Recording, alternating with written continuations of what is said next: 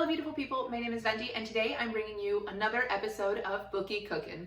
So for the past couple of months I have been reading the works of J.R.R. Tolkien with my friends Katie, Kara, and Shelby, whose channels I'll have linked in the description box below. As of April, we are making our way through The Two Towers, which is part 2 of the great saga that is The Lord of the Rings. In honor of this buddy read and because there are some food shortages happening for certain people because of the pandemic that we're all facing right now, I thought that the best possible recipe that I could make right now was one that was quick, one that was easy, and one that just about everyone kind of needs right now. So for today's Bookie Cooking, I'm going to be making my take on Lembas bread. I've chosen to make this Lembas recipe for several reasons. The first of which is I feel that this bread recipe is thematically relevant in the same way that Lembas is sort of the most staple food stuff for the entire fellowship throughout the Lord of the Rings trilogy. This bread has been the staple food stuff for myself and my partner during this pandemic. That of course leads me to reason number 2. Because it's such a staple food stuff, we go through it like crazy and I am currently in need of some bread. And reason number 3 is this is a super simple recipe. The other ones, like I understand if you don't want to actually make those desserts yourself. I know that there's something really fun and magical about watching somebody else cook and watching ingredients come together in a way that turns into something before your eyes. But this one is like, if you need bread and you have like these 4 or 5 ingredients, then you can make this by yourself. I guarantee it. It's such a simple recipe, and if you are in need of bread but you cannot find it in your local grocery store or your online retailer of foods, you can make this, I promise you. So hopefully this will be an actually instructional video for those of you who need it. So without further ado, let me show you how I make my own personal Lembas bread. This might be the simplest Bookie cooking we've ever done ingredients-wise. There's only 5 ingredients total, plus a little bit of extra if you want to pretty up your bread. You'll need flour, some sugar, a little salt, some yeast, and some water. And if you want to make your Lembas extra special, you can add a couple things to it later. I will be using sesame seeds for this one. The first thing you're going to want to do when you're making this recipe is have a little dance party and show off your Lord of the Rings map skirt. I don't remember where I got this, but I've had it for absolutely ages, and I thought it would be very fitting for this recipe, so forgive my nonsense. But as soon as you're done doing your little dance party, what you're going to want to do is you're going to want to take your flour and measure out 2 cups of it and put it in a large mixing bowl.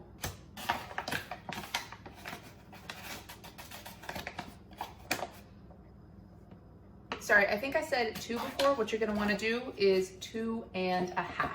That's kind of the ratio you want, about 2 1/2 cups of flour for every cup of water. Once you've added your flour, you're going to want to add the rest of your dry ingredients in whatever order you feel like.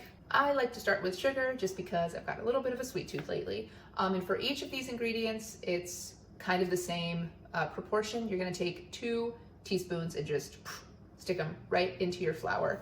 I love the sound of the sugar pouring out. It makes me very happy. And 2 teaspoons of salt.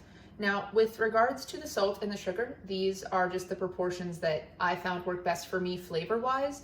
Not enough of either results in a kind of bland bread, in my opinion, but play around with these. Maybe you like a less sweet bread, maybe you like a less salty bread. These 2 are variable. What really matters is your yeast and your flour. Now, when it comes to the yeast, I have this like brick of it, but you might not be able to find one that's all loose like this. You might only be able to find yeast packets, and that of course is just fine. 1 yeast packet is just about, I believe, 2 teaspoons of yeast, so it's more or less the same thing. So where I put 2 teaspoons of yeast, you just put in 1 small packet. And before you do anything else, you're going to want to put about 1/2 cup of water into the microwave to heat up and get real hot. To this, you're going to add a 1/2 cup of cold water for a grand total of 1 cup of water. And then you're going to add all of that to your dry ingredients. What you're going to want to do is add that 1/2 cup of cold water to it right away so that it falls down to an appropriate temperature.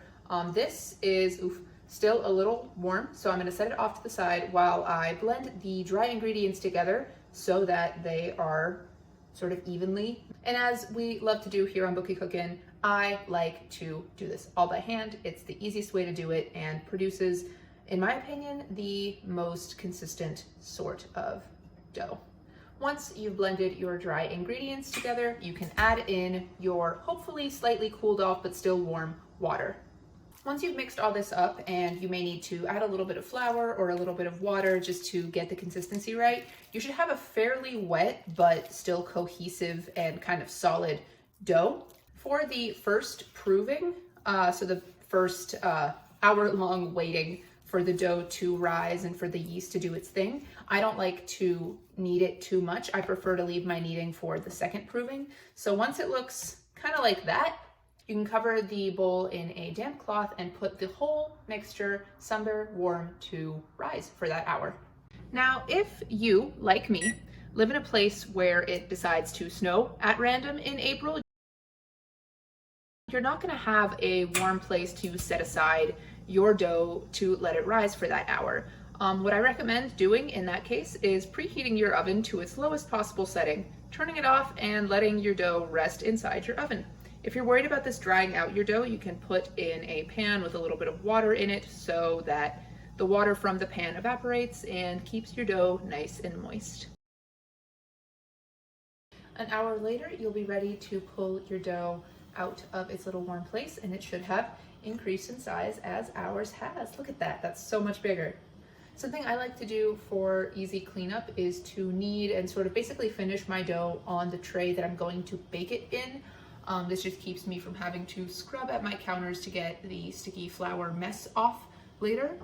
So what you're going to want to do is then flour your sheet, or I guess your counter if you want to do the kneading and stuff on there. I'm fine with whatever way you choose to do. Make sure there's like a fairly even coat and have it liberally spread on there. And what I'm going to add as well as this, just because I want a little more flavor to this bread, is I'm going to add some sesame to the flour as well, so that the bread or the dough picks it up as we knead. When you're removing the dough from the bowl, try not to knock too much air out. The air that's built up is going to give your bread a good bit of rise. You're going to prove it again in just a minute, but this first proving is still important and you don't want to get it all flat. Once you have your dough on the surface you're going to knead it on, get cracking. This is going to take a couple minutes, and what you really want to do is knead your dough rather vigorously until it springs back sort of when poked, when you make it into a little ball. Another way to test the readiness of your dough is the pull and push method, where you pull the dough away and then over onto itself. When you can't pull too far anymore, your dough is pretty much ready to begin being shaped. I prefer to shape mine into a little ball by tucking in all of the outside bits underneath and having that little seam on the underside pinched together. So the top looks like a very smooth circle and the bottom looks kind of like a mess. But since we're not going to be looking at that bit, it's okay, we don't have to worry about it. Once your dough is shaped and kneaded to your satisfaction, cover it and put it back to prove for another 40-ish minutes. When those 40 minutes of proving are up, preheat your oven to anywhere between 420 to 430 degrees Fahrenheit. This is, again, one of those things that you're going to have to find with practice. About 425 works best for me. And while the oven is preheating, put a baking tray with a little bit of water inside so that the water heats up. This water will ensure that you get a nice, wonderful, colorful crust on your bread, and it will also ensure that the bread bakes evenly. And here we're going to have our grand reveal after the second proof. Lovely.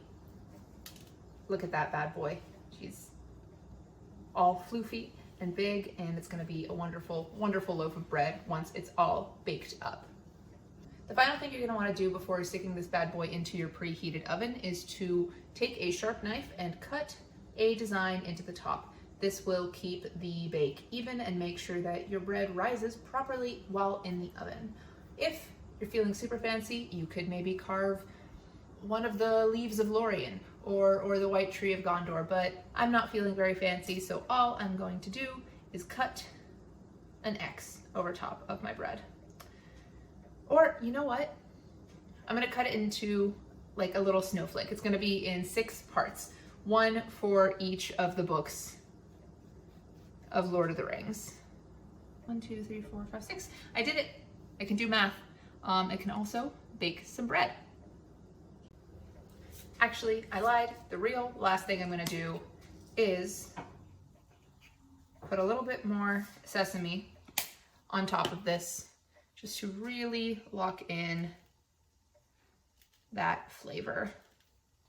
So once your oven is preheated, you're going to stick your bread into it and leave it there for about 30-ish minutes. I like to check it at around 25-30 minutes just to make sure that things look like they're going well. If the top of your bread is gaining color a little too quickly, but you're worried about the bottom being not quite cooked, you can flip the bread at the end of the 35 minutes so that the top is now the bottom, and let the bottom cook as the top for another 10 minutes or so, or until it gets as crispy as you would like it.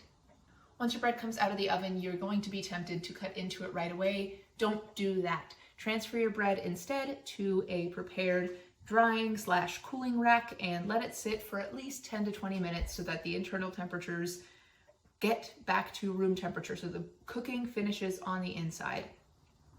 And after it cools, you're done. Your bread is ready to eat.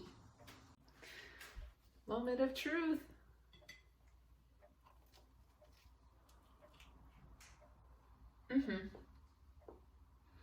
I take back what I said at the start. You need to add the sesame. So I'm gonna go ahead and call this Bookie Cookin' a success. I hope you guys give this recipe a try, and I hope that it turns out very well for you. There's really nothing like fresh baked bread, and there's nothing like having your house smell like warm baking goods. It'll make these difficult days a little less difficult. So I hope you give it a try, and if you do, please, please, please let me know. And even if you don't make it, thank you anyway so much for watching. If you like this video, please leave it a thumbs up. And if you like me, maybe consider subscribing to my channel. I post bookish content every Thursday, and I would love for you to join my little bookish family. For now, I'm going to make an absolute meal out of my Lembas loaf. So that's it for me. Thank you again so much for watching, and I will see you with my next video very soon. Goodbye.